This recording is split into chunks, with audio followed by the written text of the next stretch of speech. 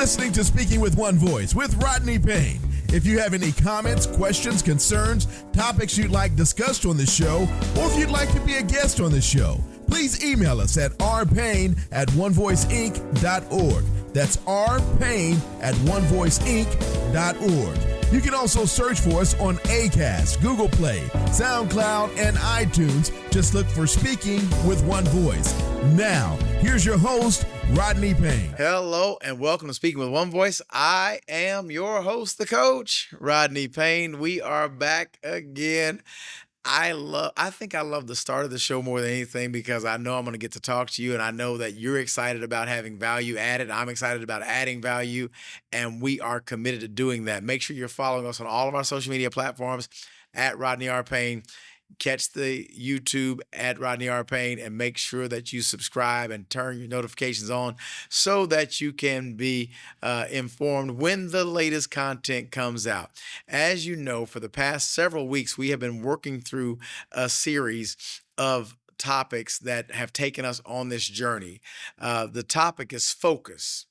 5 keys to keeping your leadership on target. And over the past 4 weeks, now up to date, we are doing this, and we talked about frustration, the hidden fuel for transformative leadership. Our goal here is to never let frustration take us out, but to leverage frustration to bring out creativity. Then we talked about ownership. We want to be leaders who own, who have teams who are owners, and we want to empower them so that we can have an empowered leadership team. That's what ownership does. And then we talked about critical thinking, the leadership superpower you cannot afford to ignore. We want to make sure that we understand that we got to keep thinking critically. And when we do that, we empower ourselves to better solve problems. That's the whole point of this critical thinking. Then last week, we talked about underestimating competition, why ignorance is not bliss in leadership. So if you've been paying attention, that's the F, the O, the C, and the U. So this week, I want to round out this topic by talking about a success mindset, the foundation of resilient leadership. I want to dig into this. Understand, a success mindset is one that you win no matter what because you're always thinking about winning. A success mindset is unwilling to catastrophize. It's not willing to say that it's going to be gloom and doom.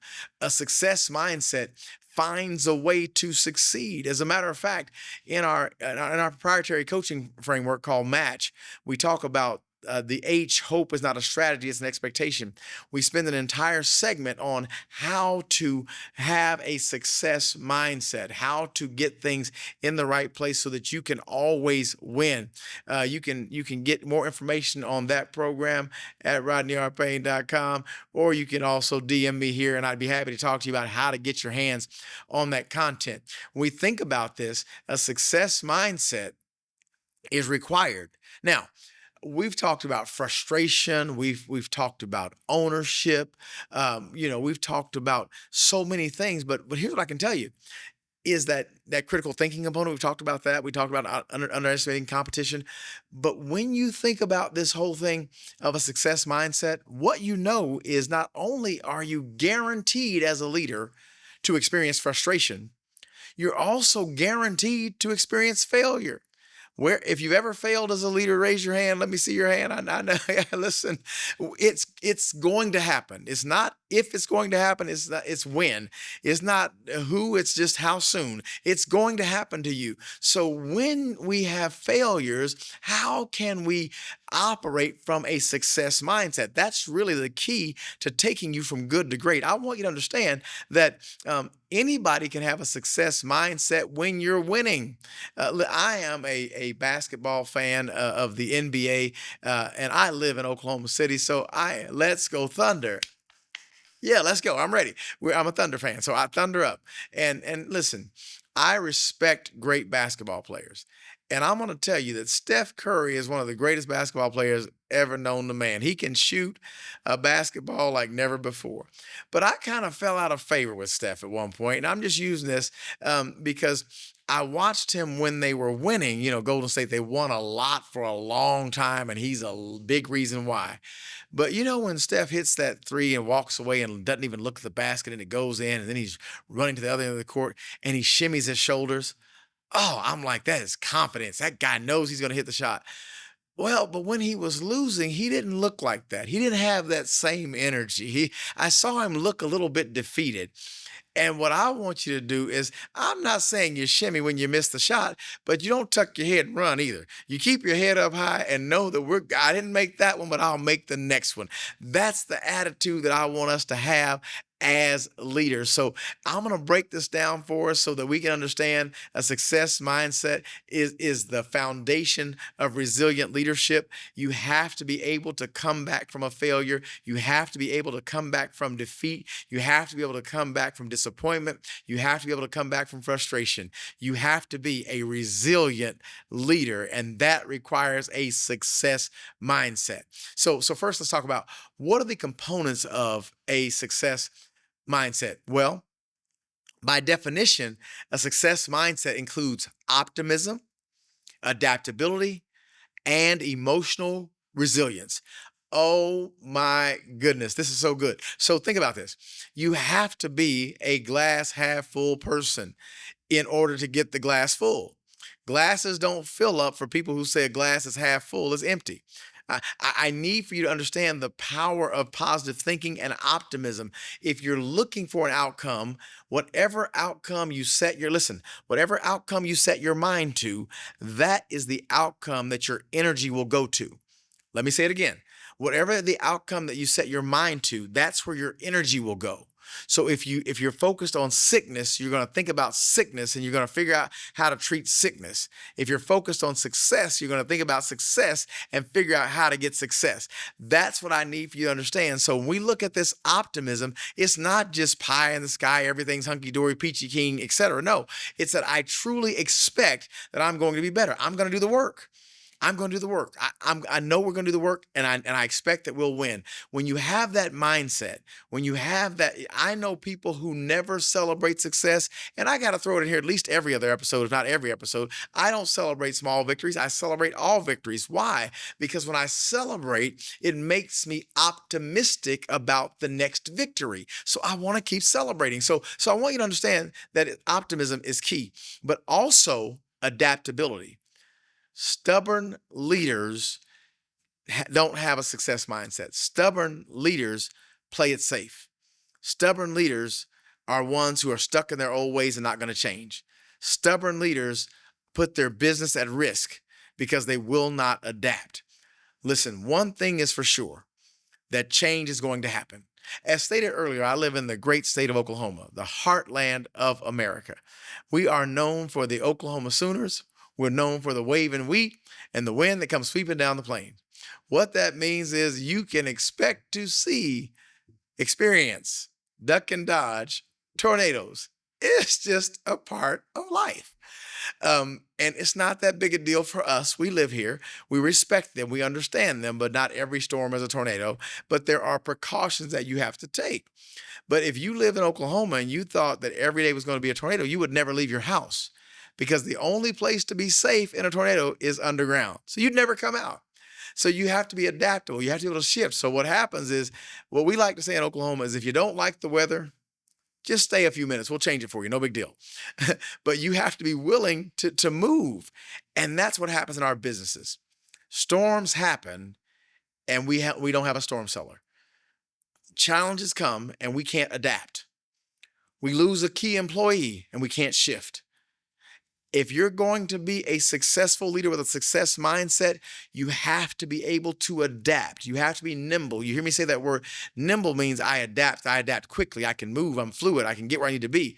It's very, very important. If you want success, you got to be able to bob and weave, stick and move, go with the flow, and make changes that make sense, right? But not only that, you have to own your EQ. Your emotions are your responsibility, so you have to learn how to be emotionally resilient. What happens when you have a failure? You're down. You get depressed. when you're defeated, when you work hard and you're working and you're working and you're working and you get no results, no results, no results. You get defeated. It gets hard to get out of bed. It gets hard to get motivated. But a successful leader with a successful mindset is a resilient leader with a resilient mindset. Listen, I've confessed to you all enough, but I'll just one more time. There are times when I have had failures, and nothing feeds a failure like a good meal with fried food and carbs. I'm just telling you, if I feel bad and I go to my favorite restaurant and I sit down and they bring me some fried chicken with some gravy and some mashed potatoes and some bread and some corn, carbs and starches and all this good stuff, and a nice ice cold drink. Oh, I can sit there and drown my sorrows in gravy. It's a beautiful thing until I have to go work out the next morning and feel horrible for eating the food I don't normally eat. But it's a way of life. But if you have to take a time out, if you have to take a break to do that, okay, I'm not going to kill you for that. But you got to be resilient. You got to get back up. You got to do it again. You got to get back up. You got to keep going. So resiliency has to be a part of your process. According to research from the University of Pennsylvania, leaders with a success mindset yield 20% higher team performance in metrics. 20%. It's inevitable. You're going to lose. You're going to fail. You're going to fall. But you have to get back up. A success mindset says, I get back up, and that's the foundation for my resilient leadership. You are listening to Speaking with One Voice with your host, Coach Rodney Payne. We are talking about this resilient leadership today as we are focused and almost done with this last thing about success. I want you to hop on our website, rodneyrpayne.com. Get a session with me. Let's talk about how we can get your business from where you are to where you want to be, and to help you with your resiliency and help you to have a success mindset that's not just talking about it, but that's actually experiencing success as a leader. Let's hop back in. I've talked about the components of a successful mindset: optimism, adaptability, and emotional resilience. Now let's talk about, how do I cultivate a success mindset for me and others? You're going to understand this. There's nothing that I'm going to ask you to do for your team that you don't get to be the test case. You don't get to be the beta. You cannot convey a success mindset if you don't have one. You can't manufacture one. You have to share one. So let's talk about this. What type of techniques can we use to help us with a success mindset? Well, number one is old, tried, and true. It's called, you've got to have some type of goal-setting framework. So I'm not talking about the goals as much as I'm talking about, how do you set the goals? What's the framework for how you set goals? Because people set goals and they say we're 110% of goal or we're 200% of plan, but they set a goal that they should have reached anyway. So there's not real goal setting. So you got to be authentic. You got to be sincere. You got to be genuine and know what your goals are, but what's your framework? How do we really, what's reasonable? What's a stretch? And I go back to my kids when they were in grade school. My daughters, they came home and said this phrase to me, and I still love it to this day. I know it's a nursery rhyme type thing. I get it. It's elementary, but as an executive leader, you need to understand good, better, best. Never let it rest until your good becomes better and your better becomes best. You got to put yourself in a position to grow. You have to put yourself in a position to have that growth mindset and build that framework. Now, understand this. I'm a big sports guy. And so what you see at one practice per week, no matter what the organization is, it can be basketball, football, baseball, whatever. What they do is they do what's called a walkthrough. A walkthrough is not running at full pace. It's not intense. It's a mental exercise that helps the player to visualize what they will do to find success on that particular play, that formation. It's a walkthrough. So when's the last time you walked through success in your mind, trying to figure out what it looks like when I walk across the stage and get my advanced degree, when I close that big deal? What will it look like when I find that direct deposit in my bank, or that contract I've been waiting on, it shows up, right? What does that look like? You have to visualize what you're going to see, what it looks like, because when you visualize it, then you'll go back in and put the work in to get there. You don't get the result without the work. But if you visualize it, you walk through it, it's going to help you. So I got to have a framework for how do I set my goals? I got to say it one more time just because it's fun. Good, better, best. Never let it rest until your good becomes better and your better becomes best, right? But then visualize getting better. There are things that I do second nature now. I teach a concept in my Match Executive Coaching program. And it's called building habits is what it's about. But what I say is I want to go from new to natural. New to natural. What that means is when I get a new habit, when I'm trying to form a habit, it's not what I'm used to doing. So when I do it, every time I do it, it's new. It doesn't stick. But there are things that I do every day now that I don't think about doing because they've gone from new to natural.